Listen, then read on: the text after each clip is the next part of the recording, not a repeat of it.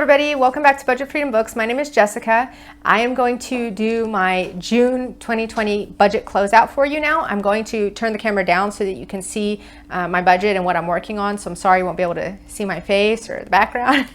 But all right, let's get into it, and we'll see you in just a minute. Bye. All right, everybody, this is my June 2020 budget. I hope you can see that clearly here. Initially, when I did my opening my June budget, I had assumed that we were going to be making our usual $6,100 a month income.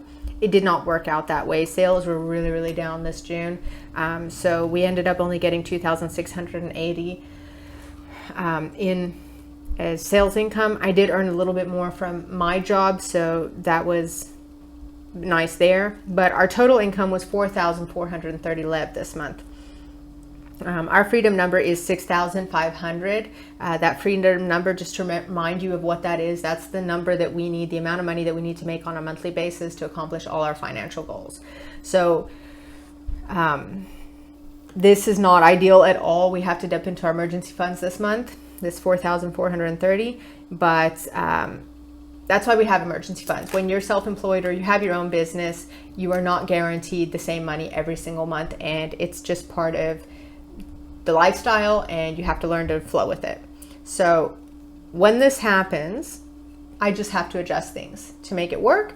And it's very important to have your backup emergency fund for these kind of months, because you are inevitably going to have a few of these months throughout the year. And the only thing you can do is save money to have it on hand to use when this happens. So we actually have two emergency funds. We have one, which is just the normal emergency fund for the family. Sorry, I'm taking a breath. And then we have a second emergency fund, which is really just like a salary backup emergency fund, I guess. Since we are self-employed, we're not guaranteed the same income every single month. So I save, in the busy months, I save extra money in that emergency fund for months like this, so that we're able to use the money and still cover all our bills and not have as much stress. So we'll go through it quickly and just show you our actuals and differences. So the mortgage was fine. My second mortgage loan was fine. The yearly bills, the life insurance, the medical. Savings, I was not able to save the full 100 there. So that was $40 down. I was not able to do my tithes this month. The dogs were only $5 over, so that wasn't so bad. My Varner trips were fine. Our meat was only $50 over, so that was good. Here we actually spent less than what I had budgeted, so we scored $32 there. For water, this was really bad because of this whole COVID situation. They didn't come for a few months, and they told us, don't worry, we'll add a little bit every month, and then it'll even out, and it will just be a small increase, in June or July. It ended up being 120 over. That really was not cool. But what are you going to do? You got to pay the water. So that's just frustrating part of life. And that's why you have your emergency fund, so that when things like this happen that completely mess up your budget, you can go ahead and pay them and move forward. Our electricity was spot on, the internet. The vitamins I actually didn't buy this month, so they scored another 300. So if you see here with 300, 32, 40, this is like about $372 there that we didn't have to spend. So that really helps in not earning as much money. Our food budget was over a little bit again. And that was really because we shop every 2 weeks. So sometimes that 2-week period goes over into the next month. So basically the last week of the month, we actually bought food for the first week of July as well. And so it's not really over. It's just that within the month it went over because we bought for a week ahead. Then we had my phone, which was fine, and all the other bills, which were fine. So my total expenses for the month were actually $3,286.94. And if you remember, I made $4,430, so that's great because my expenses were less than what I made.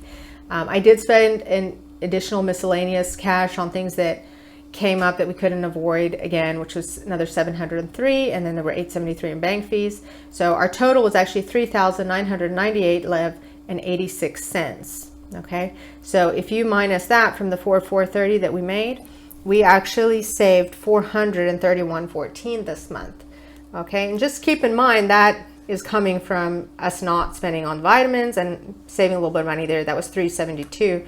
So if you minus the difference, it's about 60 bucks and some change if we had normally spent that money. So this money that we saved will go right back into my emergency fund,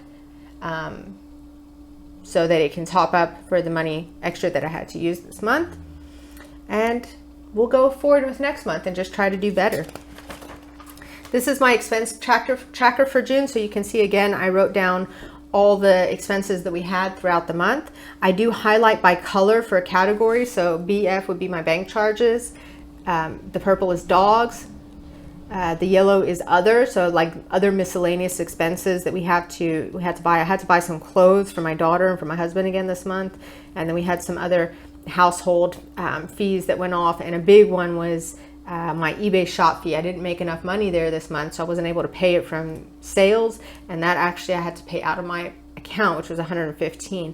So that goes into other, and that happens sometimes. That's part of running an online business, guys, or your own business. And then all the pink are food. So that's how I do my expense track every month. You just write it down every single month, and then you highlight it at the end of the month into categories, and then you can clearly see how much you spent in each category. And this is how I saw my food total, my other total, my dogs, and my bank charges. Okay, so I hope that makes sense to you. This was my calendar for June. We followed it completely. We had only 5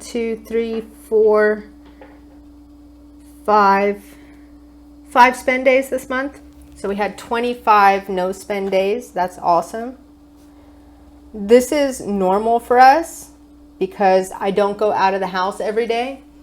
So we only go out once or twice a week anyway to buy veggies or to go shopping. So this is not, I mean, I realize for other people that are going to work every day, this is a lot harder to accomplish because you are tempted to spend money more, but for us, it's really not a big deal. But I am happy that we stuck to it. So it means that we're not spending money on other things that we shouldn't be spending money on.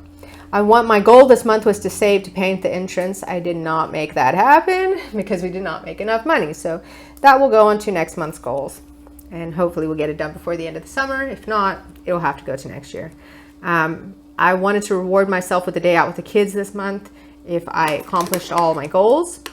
I got pretty close to all my goals. I think we did a good job, so I did go out with the kids and enjoyed a day with them.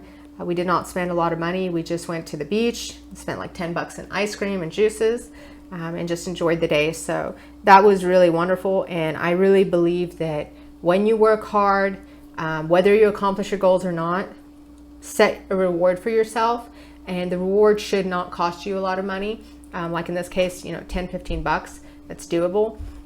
If you really, really slam your goals and you meet all your goals, give yourself a bigger reward. Whatever that might be. For some people, it might be buying more stocks.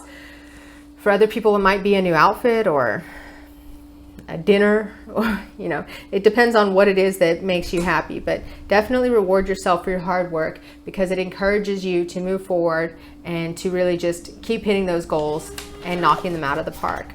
So I hope that this monthly budget that I go through with you helps you to not only see how to handle your budget on a monthly basis, but also how to handle life when it happens, because you're not always going to make the same amount of money. You're not always going to have the same bills. Things do come up. As much as you plan and budget, there are always unexpected things that come up, and the best thing that you can learn to do is roll with the punches and not get discouraged. Because if you get discouraged, you stop budgeting and then everything goes down the drain. If you roll with the punches and you have even 1 or 2 bad months in a row, that doesn't matter. Just pick yourself up, keep moving forward, and you will get back on track, and then you'll start knocking it out of the park. And that's what you want to look at. You want to look at the overall picture and how you're moving forward overall. Within a year, if you have 8 months out of the year that are awesome, it's well worth it, in my opinion. All right, let me know if you have any comments. Please like and share and subscribe to the channel. And I will see you just now for our July budget. Bye.